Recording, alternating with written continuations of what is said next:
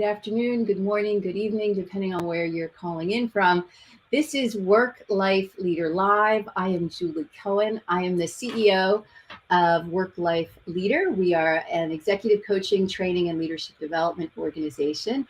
And thank you for joining me. This is my fun project where I speak with interesting people about topics that interact with the intersection of work, life, and leadership. And today I'm excited. We're launching a new thread of Work Life Leader Live, and it's called Career Highlights, where I'm having conversations with people who have who represent leadership and have interesting career paths, and we're going to learn about them and how to apply their experience to work, life, and leadership, either for ourselves or for our organizations. So with that, I'm thrilled and excited to introduce you to our guest today, Cathy Lerche. Hi, Cathy. Hi, Julie. How are you? I'm good. It's great to see you. And I'm going to introduce you formally. But I've been looking forward to this. When I met Cathy, I was enamored by her energy and her history in HR, culminating as Chief People Officer of T-Rex Solutions. So I'm going to put my notes a little further away so I can read and share a little bit about Cathy. So Cathy Lerche has just under 35 years of HR experience comprised of benefits, talent acquisition, talent management, performance management, and HR operations. Her career has progressed in increasingly responsible positions with 32 years at Lockheed Martin to now Chief People Officer at T-Rex Solutions. She's pursued a non-traditional path and obtained her undergrad degree and 2 master's degrees while working full-time. And that's quite an accomplishment in itself, which we are going to talk about in a bit. But your whole career path and your approach to a lot of things is both inspirational and unique. And I'm excited we're going to get to learn from you. But before we get started, Cathy, I want to welcome everyone who's watching us live. And live, it's Tuesday, March 22nd. It's a little after 12 p.m. Eastern US. If you're here live watching and you hear me right now, please say hello. Put in the chat #live. Let us know where you're sitting. We always like to welcome everyone who's in this conversation. And we really look at this as an interactive experience. This dialogue is better because you're here and you're contributing. So we already there's a Bridget Lurchy now. I'm wondering who that could be. Oh, hi, my baby. That's my daughter. That's good. I love it. You know, I always tell my son, hey, watch your mama. And he still hasn't tuned in yet, but maybe he is there now. We'll see. And then Chris Guthrie, that's a long time no see and hear. It's great to see you. Jamie Craig from Houston, Texas. Oh, good. So some folks who know our guest, which is awesome. All right. So again, please continue to let us know you're here. Lisa Mars from Cincinnati, Ann Walton from Rochester, New York. So hopefully these might be some names. Maybe this is, instead of Work Life Leader Live, maybe this is, what was that TV show in the old days where you walk down their life? What was that TV show? Do you know what I'm talking about? Oh, yeah, Survivor? You're talking This is Your Life. No, this is your life. Oh, yeah. Okay. Oh, wow. You got a lot of folks here who are excited. So I'm going to get started. I'm going to introduce everyone, more people as they come on. Awesome. But I want to get started in learning from you, Cathy, and everyone else does too. So tell me, let's start with a highlight in your career. Can you share a career highlight? Sure. So I think, I've had obviously quite a few, and you would think probably the Chief People Officer, the culmination, right, of my career would be the highlight. And actually, it was, I think, when I made director. So when I made director at Lockheed Martin, that was a really big deal. And you went through the panel interviews and everything else. And I think when I culminated there as director, that was a true highlight. A true highlight for me. What was it? What about it? What about it made it so monumental? Well, so it had to have you literally had to get approved. Not only did you have to make it through the interview process, but you had to get approved up through the president of your business area had to approve. They called it a salary board. So they put things through. The president of your business area had to approve it. And then it had to go to the chief HR person of Lockheed Martin. So, I mean, it had to make it through this extensive approval process. And to me, that was, I think, the icing on the cake, if you will, to get that kind of approval and recognition, if you will. Yeah. So that's what I hear. I hear recognition, I hear acknowledgement, and I hear it's organization wide. It wasn't, you were seen by peers and colleagues and beyond as a real important contribution. Absolutely. And I'm not going to lie that the monetary thing was also a plus as well. Yeah, for sure. Yeah. And that's really important. It's sometimes I find just in all my work that, everyone works for the relationship with their career is as unique as each of us. And what is a highlight is as unique as we are. So I'm going to introduce a few more people. And then I think that's an important question for everyone. So if you want to share in the chat box, I always like the icebreaker that we do. And when we ever start a Work Life Leader Live, we kick off. I always like to get other people's input. So let's hear what your career highlight is or has been, and I'll share one of mine. So some other folks who are here, McKenna Laser from Norwalk, Ohio. There's a LinkedIn user from Tampa, Florida. For some reason, I don't see your name. Sometimes based on your settings, I don't get to see who you are. Monique Wilson says, hi, Cathy from White Marsh, Maryland. How are you? Stacy Atchison, hi, long time no see. I'd love to catch up with you from Houston, Texas. Zenobia Hargust from Philly. Priscilla Wilkinson from Atlanta. Corinne Jones from New York. Hello, all. Dean Becker, hi, how are you? From Radnor, Lee Schwarzenberg from Maryland says, hi, Cathy. Or Leah Schwarzenberg. Sorry. Oh, Leah. Hey, Leah. Yes. Lisa Penn. Hello. How are you? She was a former guest here on our show. And William Bill Hyman. Hi, Bill. Hey, Bill. And Bill introduced me to Cathy. So you get an extra special shout out, Bill. So again, please share a career highlight. I'm going to share an interesting career highlight that, again, I'm really fortunate that I've loved my work for all my 30 years. And when I stopped loving my work, I've usually switched to a new career. But a recent career highlight that a lot of people might not expect is I am serving on a global committee in my professional association. So as an executive coach, I'm a member of the International Coach Federation, and I've been active. I've always believed in getting involved in my professional association. And I'm sitting on a global committee that it's the nominating committee for the global board of this organization. And I'm working with 10 other people from around the world. And they all have HR experience and experience in, search, talent acquisition. And it's just been like a really exciting experience outside of my day-to-day. So it's kind of neat to kind of step out and do something else. So that's just a career highlight of mine. So feel free to share any of your career highlights.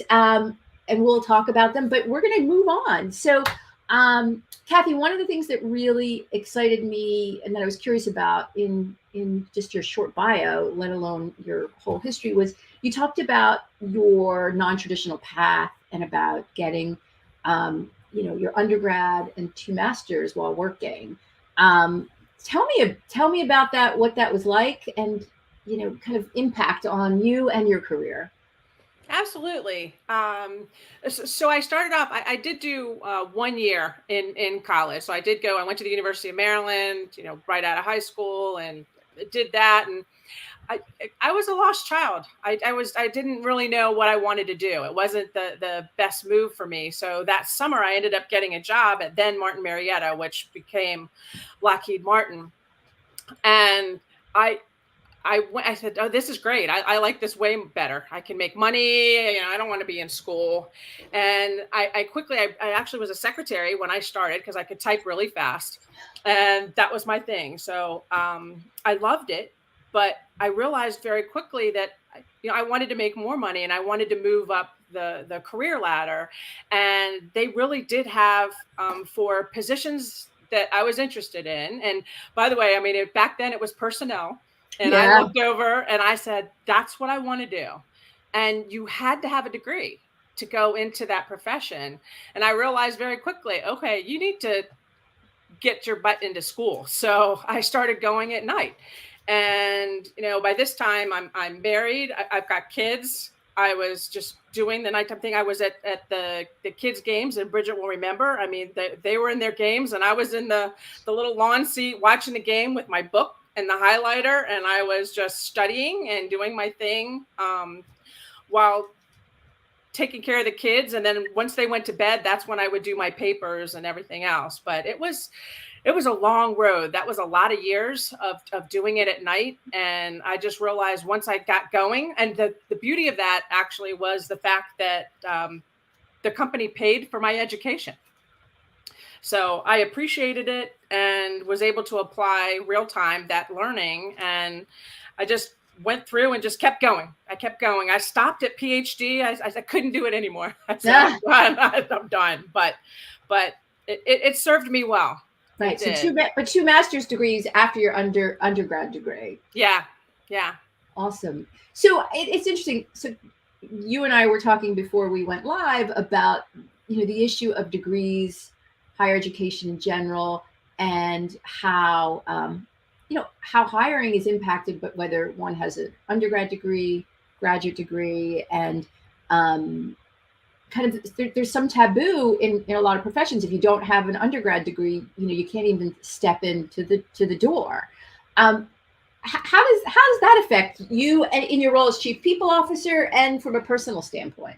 So it's two different ways. So I think, one of the things we see with proposals and things is that the labor categories, so LCATs, will actually call for a degree for a lot of those labor categories. And now you're seeing, most of them will have substitutions, but some of them don't. So when we had our census TI contract, as an example, they did not have substitutions. You minimally had to have a degree to work on that. So it makes it's a consideration, and you look at it and it's a data point. I will tell you that with cybersecurity professionals now, we're finding more and more that you need to not think about the degrees. More and more of the true professionals are non-traditional, and they've come up in very different ways. They're either coming out of the military or they've done some other work experience that's giving them these cybersecurity roles, and you just have to think differently about that degree. Right. And so I'd love to hear, I my guess is we have a lot of other HR professionals on our watching live. I'd love to hear your thoughts on the issue of degrees, higher education, and how that impacts you and how you see that changing. I see, I've talked from my end on the other side, where I go into organizations and support leaders, but also have worked with individuals. I've definitely worked with clients over the years who were in professional positions, but didn't graduate, maybe didn't have an undergrad degree. And for a long time, it was like an albatross. It was a scarlet letter. It was something that they tried to hide, and they felt it limited them from, getting to the next level. What I see happening now is that, number one, young adults aren't necessarily starting undergrad as soon as they finish high school, and they want to get into the workplace. So that's a population that may not be looking at education as relevant. I finished high school, went right to college for 4 years, and then I did my graduate degree also while working full time. But in certain fields now, that qualification is less important. And as individuals' lifespans and health spans get longer, people aren't necessarily going to look at education as something I have to do at 18, and may want to experience the world before they go to that place. And so I think talent, getting talent is going to be very different, and it's going to have to look different. So let's see. So a LinkedIn user, again, for some reason your name isn't coming up. It says, I find degree requirements really depend on the industry. Right, which is kind of what we were talking about. In technology, it's becoming less important. And my gut is over the next 5 years, we're going to see it change in more and more industries. But again, we welcome kind of your input, agree, disagree, and other thoughts. But let's move on. I'm going to pause and reintroduce you, Cathy. This is Work Life Leader Live. We're live on Tuesday, March 22nd, a little afternoon Eastern US time. And we're talking with Cathy Lerche, who's the Vice President and Chief People Officer of T-Rex Solutions. And this is called Career Highlights, Lessons Learned from a Chief People Officer. So let's talk about challenges. I think, challenges are great to be able to document and to learn from. And also someone who's had challenges, you can often mentor and share, what you might have done differently. So can you share a career challenge that stood out for you? Absolutely. I had a big one, and it was recent. So, I mean, it was about 5 years ago. So, Lockheed Martin, I was part of the information systems and global services part of the business, and they spun that off. They spun the services part of the business off and spun it off to Leidos, actually. And I was super excited by that opportunity. I thought this is going to, lead to great things and great challenges and opportunities is going to be awesome. And helping shape that organization, that the spinoff, and what they called it was blue and purple. So the Lockheed Martin were blue and Leidos was purple, and that the kind of mixing of the two. And what ended up happening is as we were, I was helping the rest of the organization, then the HR organization itself had to go through that same thing. There was someone on the Leidos side who had my role, and she won. She beat me out in that role. And then I interviewed for other positions, and I just didn't get them. So I ended up getting laid off. And that was probably the most challenging and toughest time of my career, because that I lost myself in that, unfortunately. I mean, I did.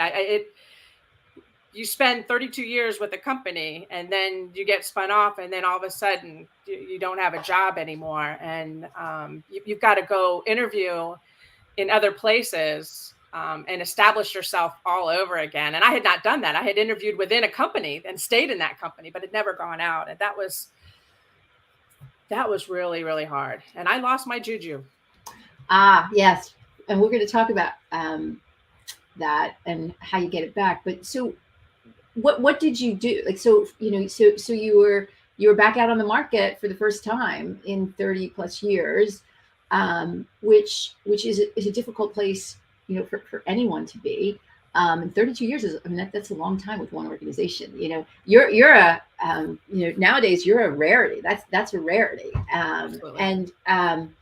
So how did you get back? How did you get to where you are? Like what from both from a tactical standpoint, but also like internally, what did you have to do to navigate that? Sure. So tactically, I mean, the first thing I did was I hired, I went and got my resume professionally done so that because I did not know what was needed for an external resume, what people were really looking for. So that was the first thing I did. And then I decided, you've been in this defense contracting for so long, you need to get out and go into the pharmaceutical world, or you need to go into the health world. So I interviewed with a hospital, I interviewed with a pharmaceutical company, and it was amazing. You would think that, as a human resources professional, that it doesn't matter what you've done your whole career, that you're dealing with people. But no, they really wanted people that had grown up in that industry or had that industry experience.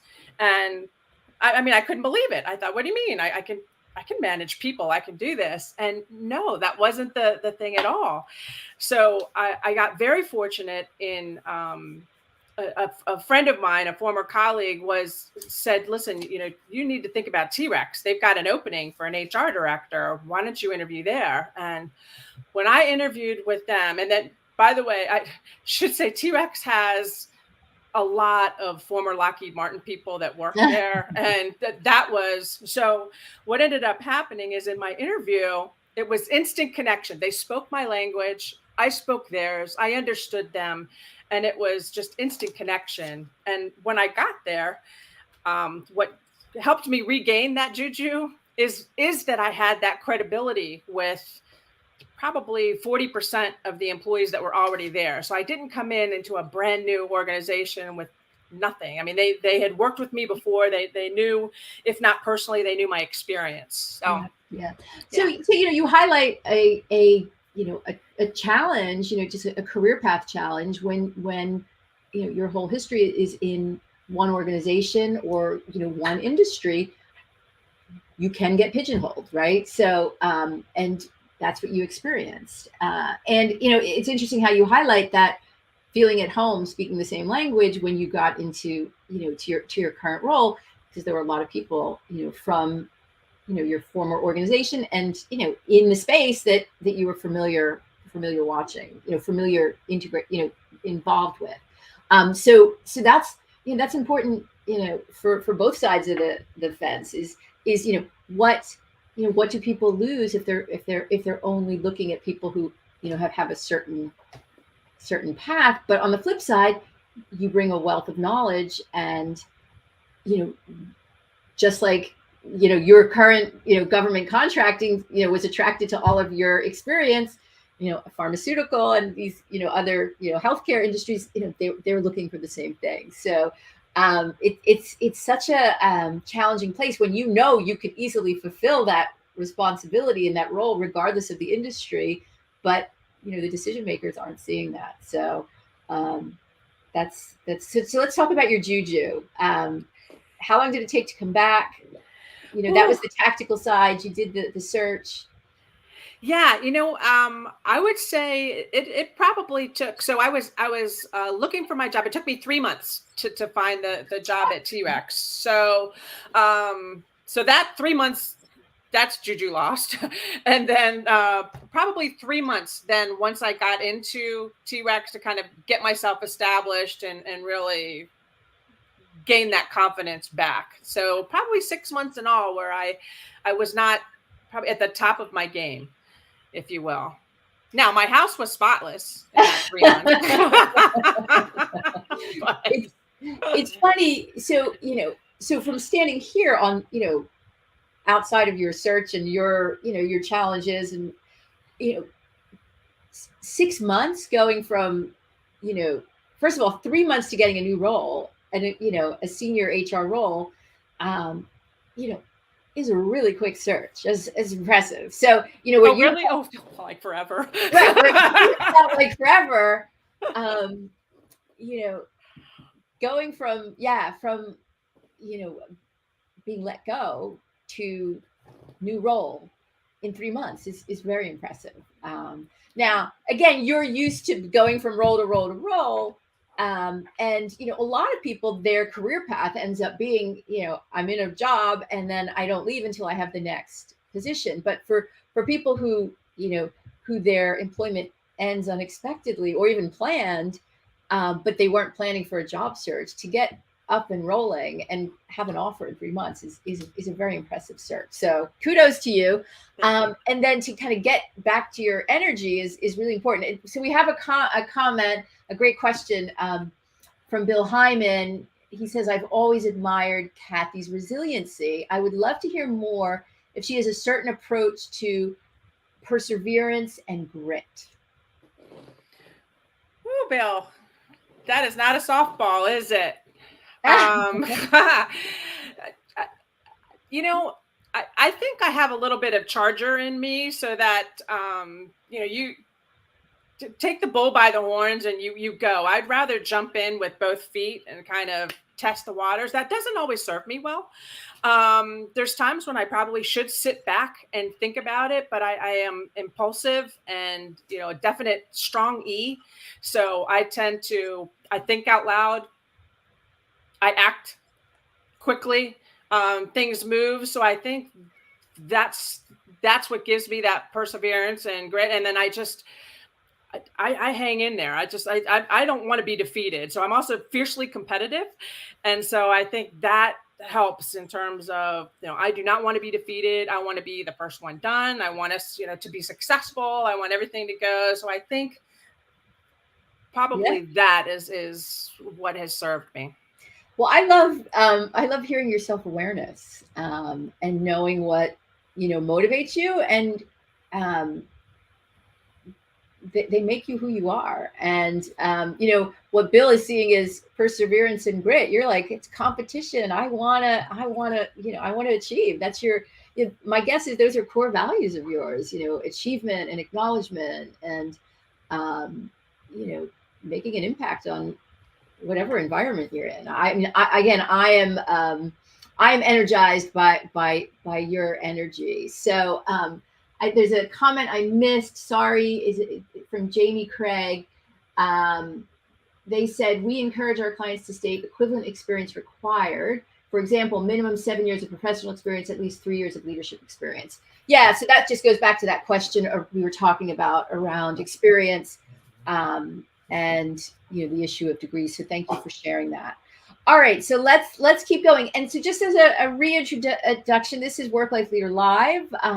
We're talking with Cathy Lerche about her career highlights.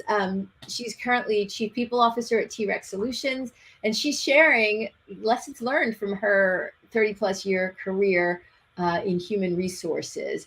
But again, we'd love to hear from you. If you're watching live, please put questions in the chat box.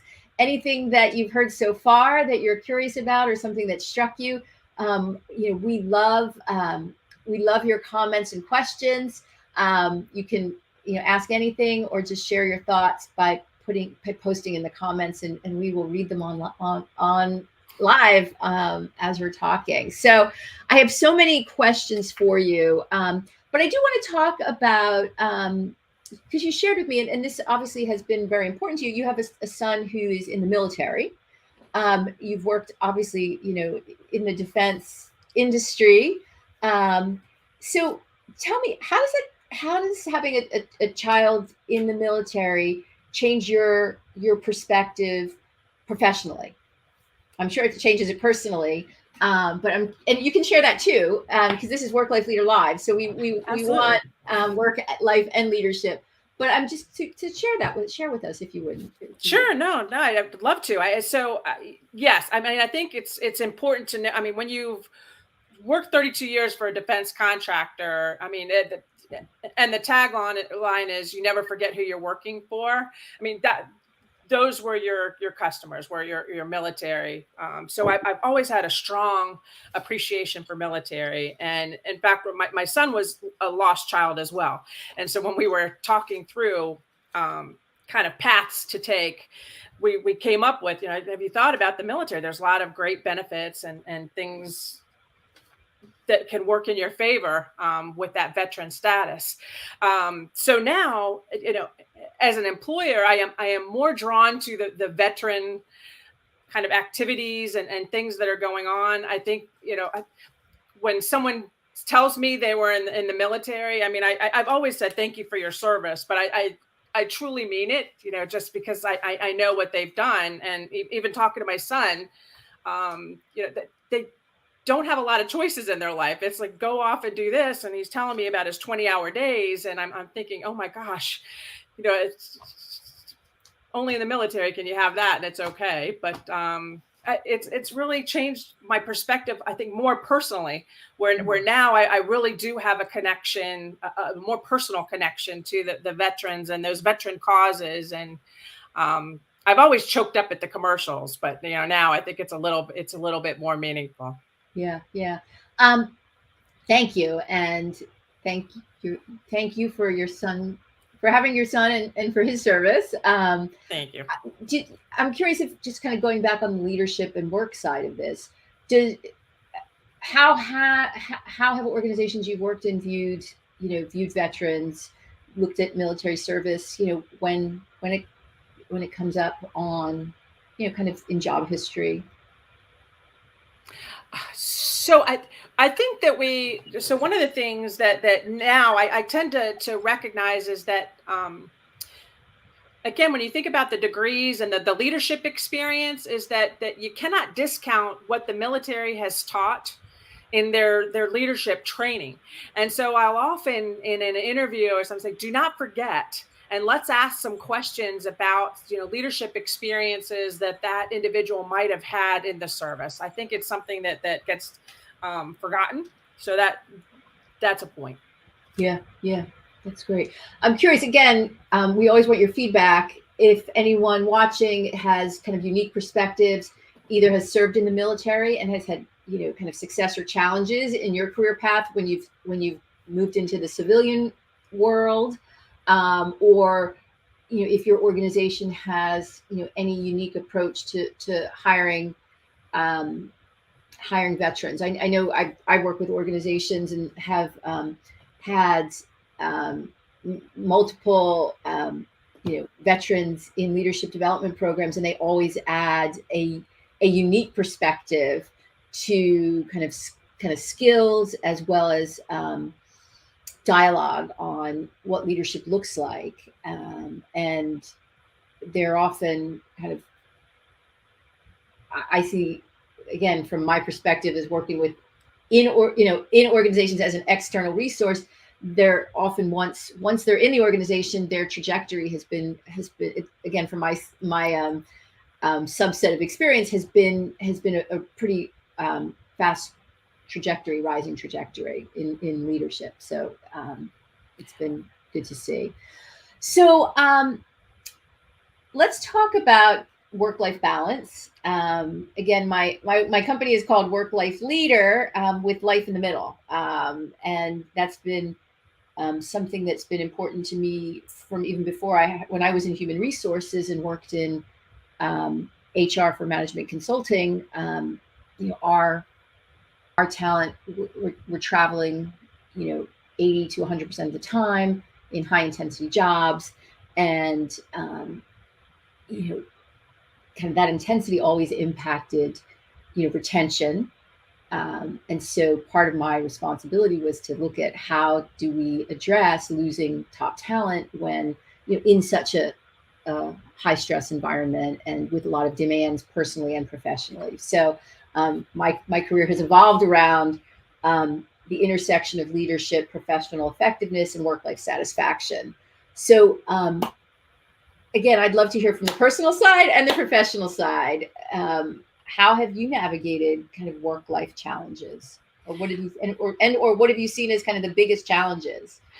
So one of the things, I had an opportunity, for several stretch assignments, and one I was a technical assistant to a vice president of HR, and her work ethic and what she taught was we worked very, very hard. So it was very long days. So you started really early in the morning and worked long days. So it was, 11, 12-hour days.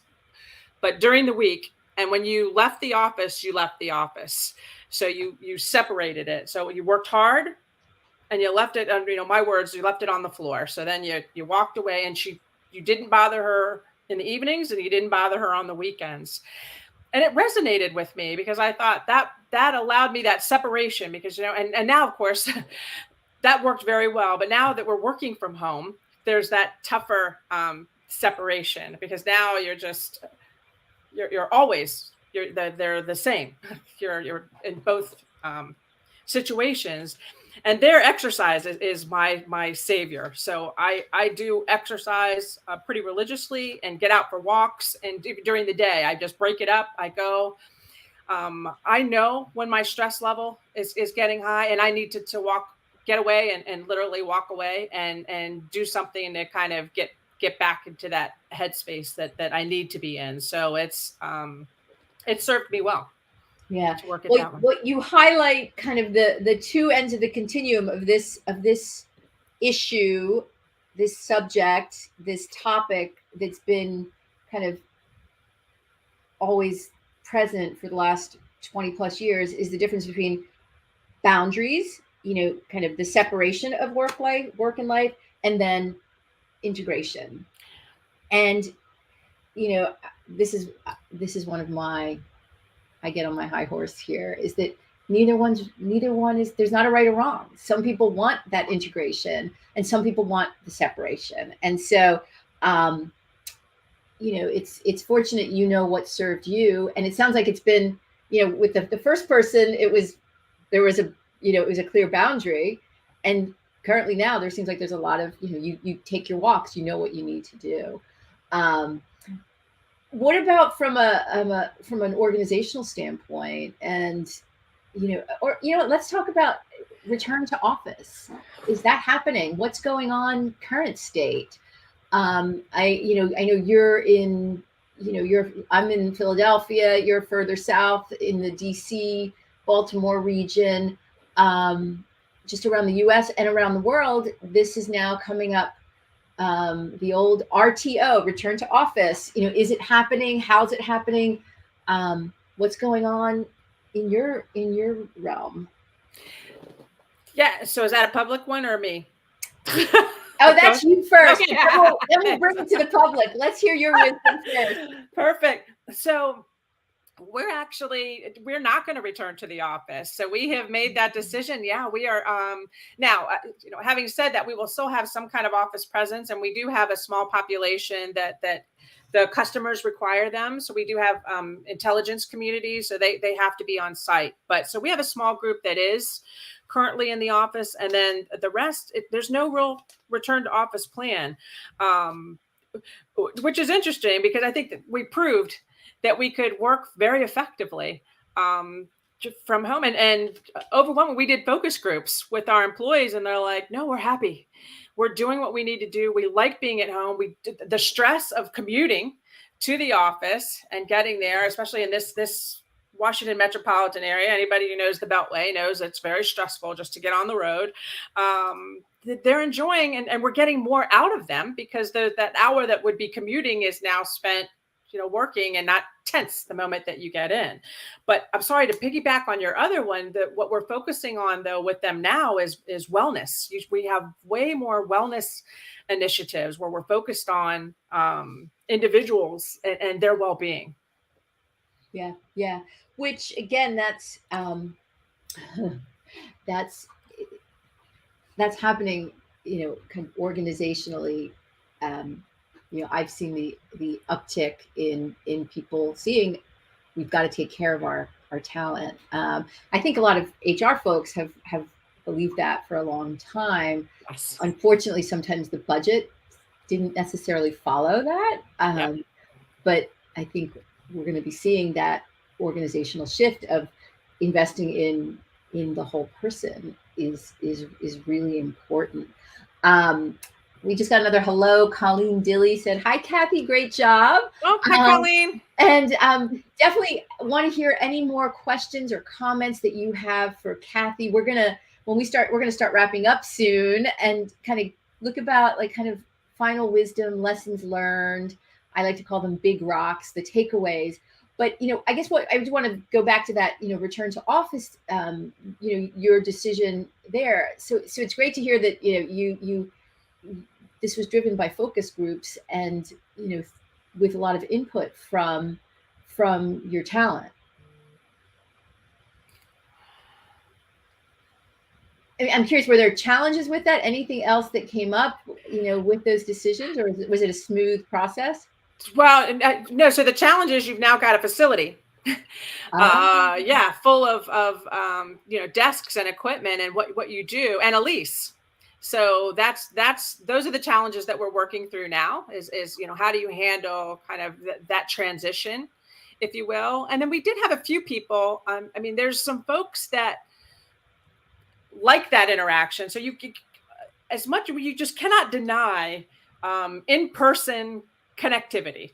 There's something there that happens. There's some magic luckily we have I'm on camera all day long, so I don't feel that loss. I feel like I'm with people on it, but it's still not the same as being in the room with them. Right. So, and that relates to, you said you're a high E, as an extrovert, and speaking to another one, when people say, oh, I'm exhausted, so I had Zoom sessions all day. I'm like, huh?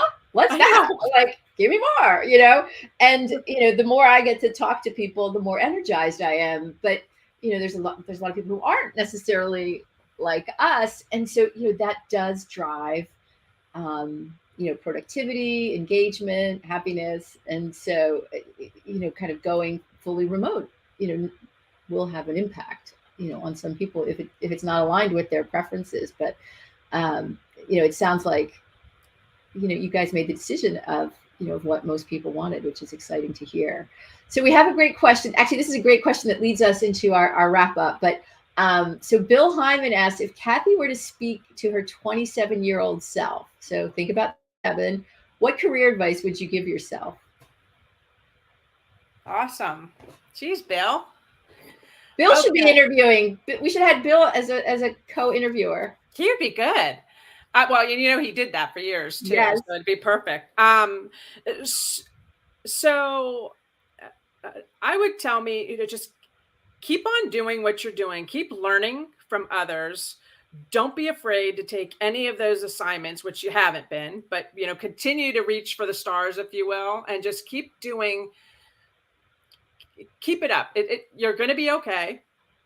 And you will continue to learn. And those setbacks that you have will make you stronger.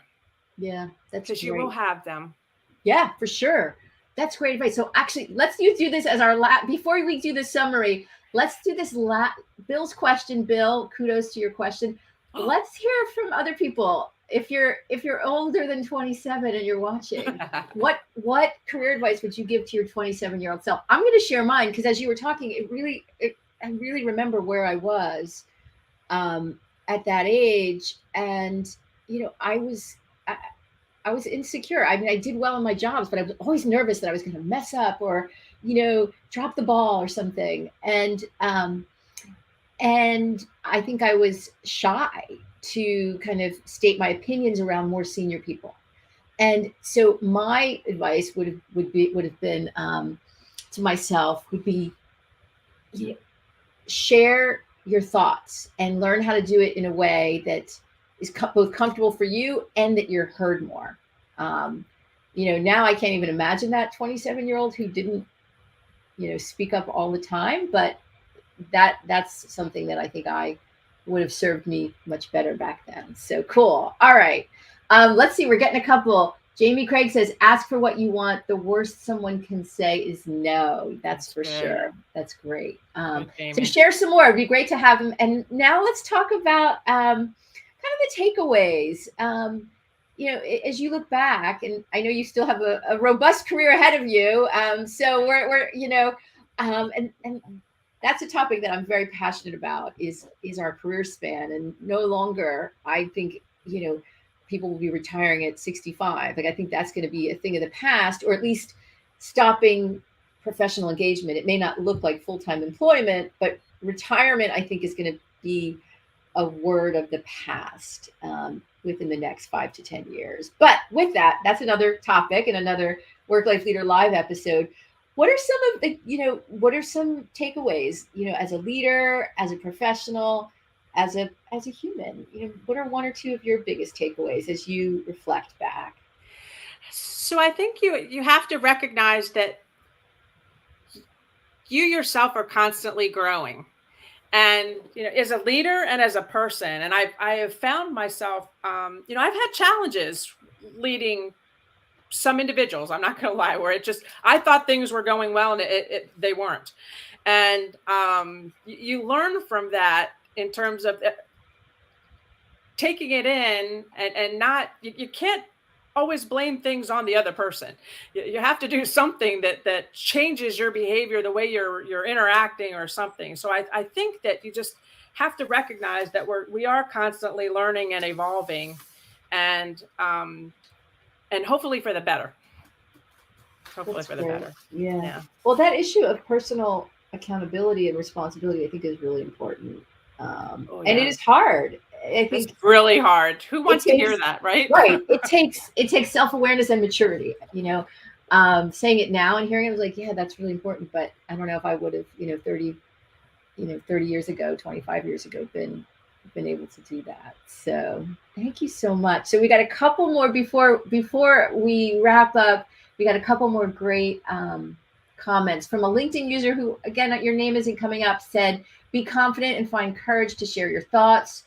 Corinne Jones, hi Corinne, go with the flow. Don't worry about making mistakes, as it's by making mistakes you progress and grow. Again, I wish I knew that. I was so afraid of making mistakes.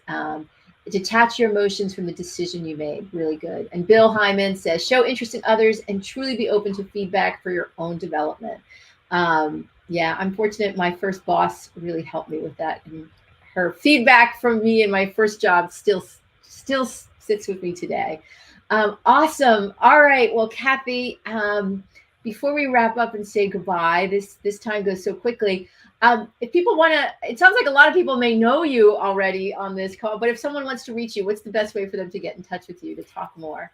You can reach out my LinkedIn. Just I'll tell you, I'm not as good as I should be at responding, but I'm working on getting better with that. But please feel free, reach out. Eileen, I see you said hi. Good to see you as well. Oh, Um, yes. I'm sorry, Eileen Jenkins. I missed you. that's okay. I finally found the comments. I was like, what is she reading? I was stuck on private chat, so clearly I wasn't doing well there. But let's see. You can my personal email, just it's CLERCHE, so Clerchy at me.com. Awesome. Yeah, reach out. I'd love to hear from you. That's great. Well, Cathy, this was exciting. Thank you for being my inaugural guest on the Career Highlights thread of Work Life Leader Live. For those of you watching, either live or recorded, Work Life Leader Live is a regular, but we don't have a regular time because I do these broadcasts based on my guests' schedule. But I talk to smart people about the intersection of work, life, and leadership. I'm always looking for great guests, great topics, what's important to you. So if you have ideas or you think I should highlight your career, please reach out. Let me know. I always love to get to know new folks and learn about them and what's important to them. So thank you all for watching. Bill, glad you liked it. Jamie, Craig, thank you for participating, and we'll catch you next time. Bye-bye. Thanks again, Cathy. Thank you.